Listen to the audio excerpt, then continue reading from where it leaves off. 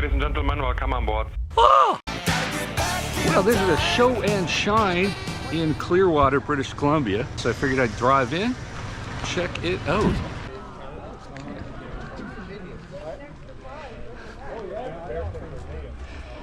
Howdy, you don't mind if I videotape your vehicle? So what year is it? Oh, right here we go. 81. 81. Oh, it's... That was the first year, wasn't it? It says there, does it? No, it does not. Was that the first year? It was the first year. So that was the year when Johnny Carson was a big backer. I remember seeing, I do the studio tour. I spent a lot of time in Los Angeles, and he was an investor.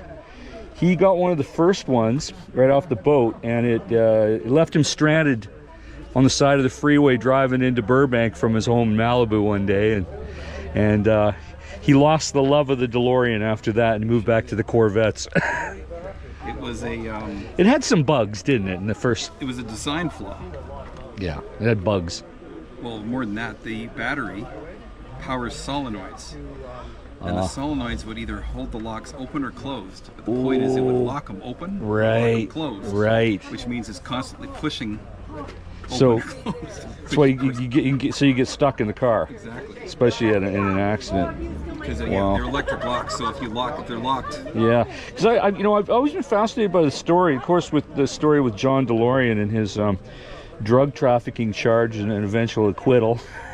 But he sure fell from grace, and all the taxpayer-funded money from Northern Ireland that the good people of Northern Ireland built these things, and they desperately needed work, and it all went to nothing.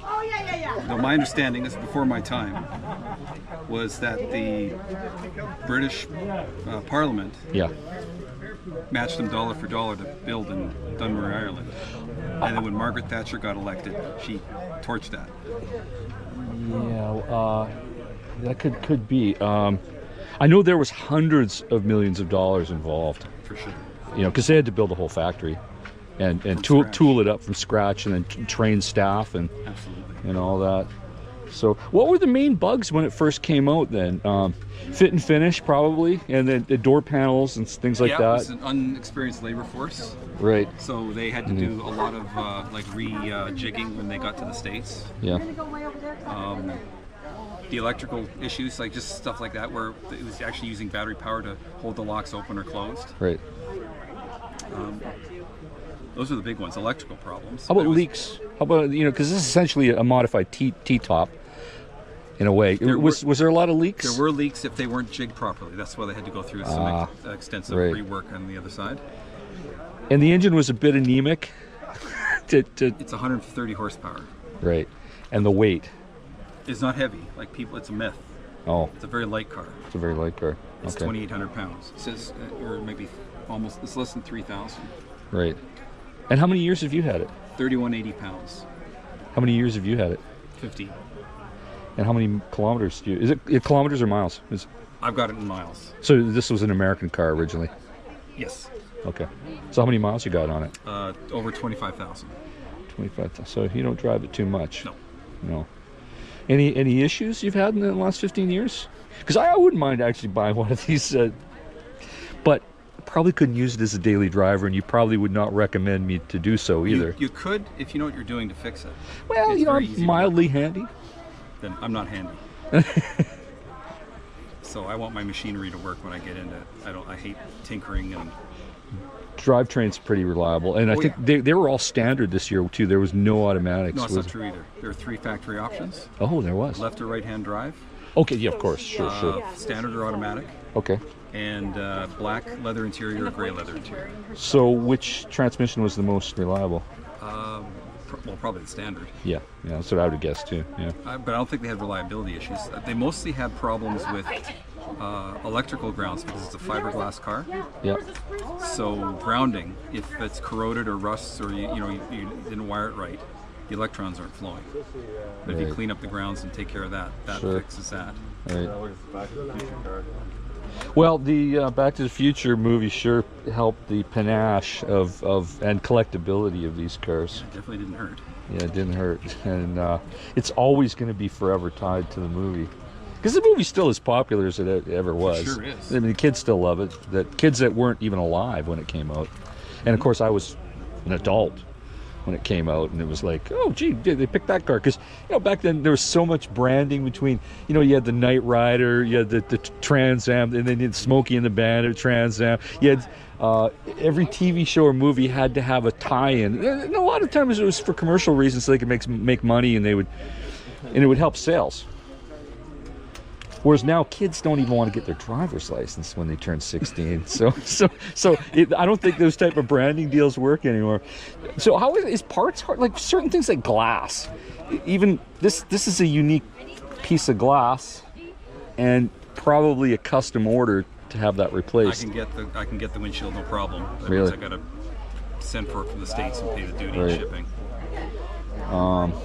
And how about even like lenses and things like that? That would be a custom manufactured.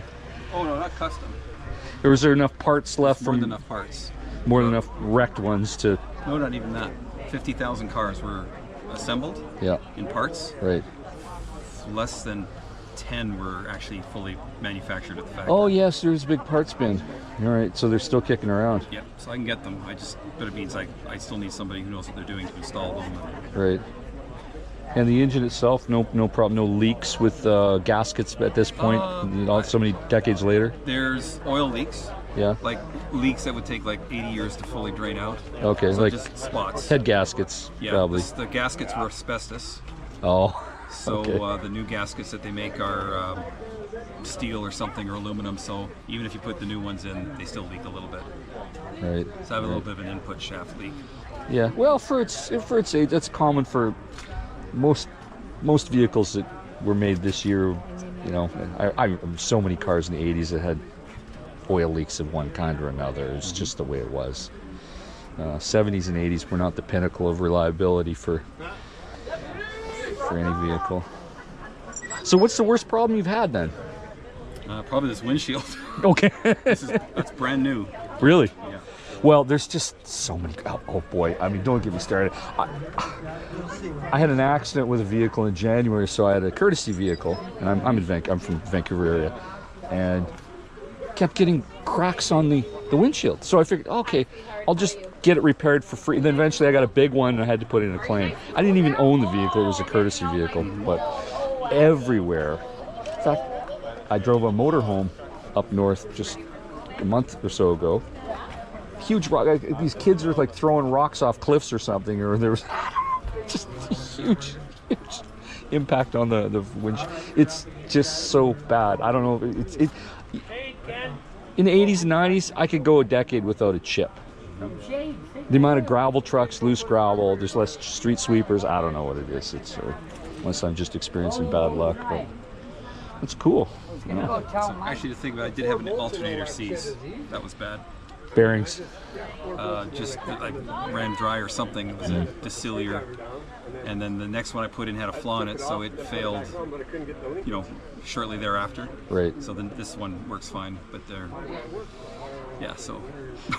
Is it true that you can buff out any corrosion with the SOS Brillo pad? Yep. And it won't permanently scar. It'll just take off A little bit. a layer, and that's that. It's grooved, or what do you call it? It's got a go with a grain to it. Right. So if you Scotch Brite it, just do it gently.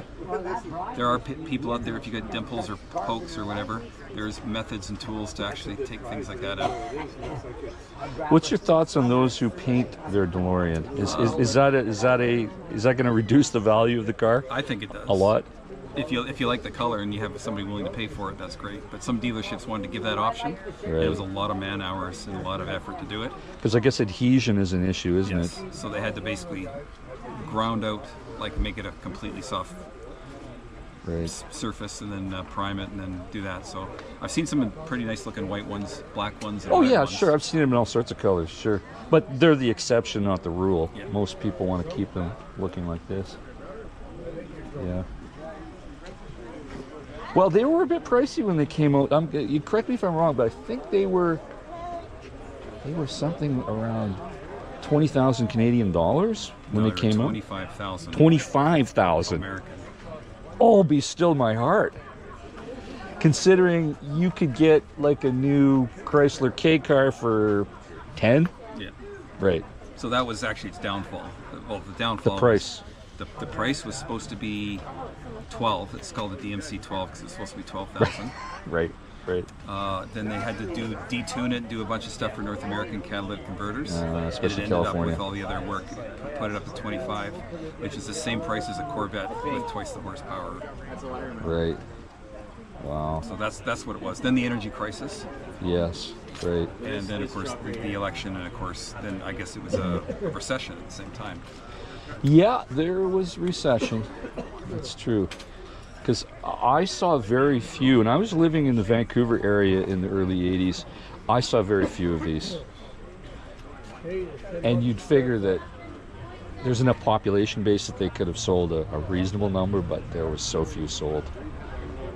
So this must have came from Southern California, I bet you. Texas. Texas, okay. Bought by somebody in Ottawa, stored, bought by somebody in Toronto, and then I found out about it. Wow. Fourth owner. Wow. Well, it's always a conversation piece. Even though it's really the stainless steel body and the gull wing doors. That's kind of it.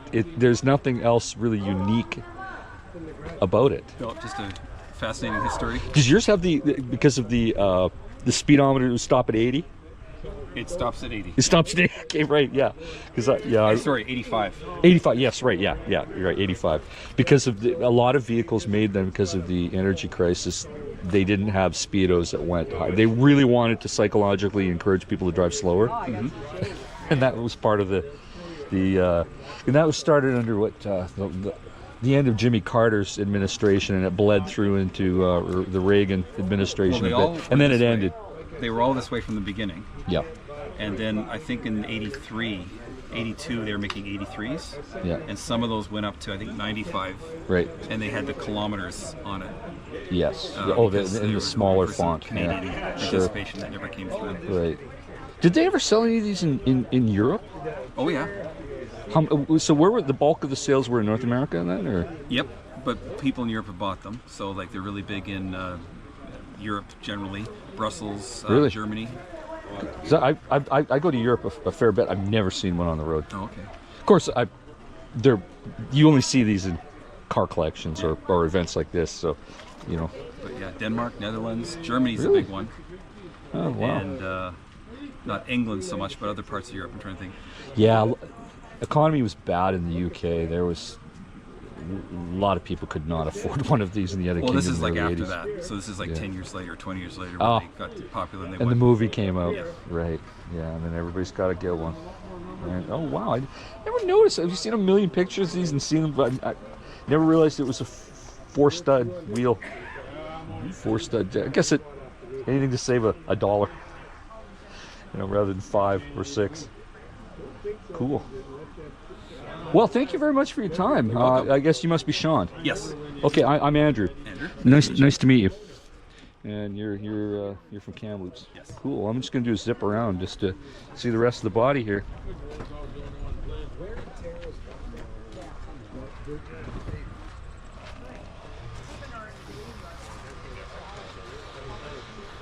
What's the sound system in here? Original? It's original. Really? But I put a new Alpine, like box or whatever you call it, like a unit. And the speakers are a mismatch of I got 2 Blaupunkt and 2 something else. Right. And you constantly play the Back to the Future songs, I'm sure. They're on the USB. On USB.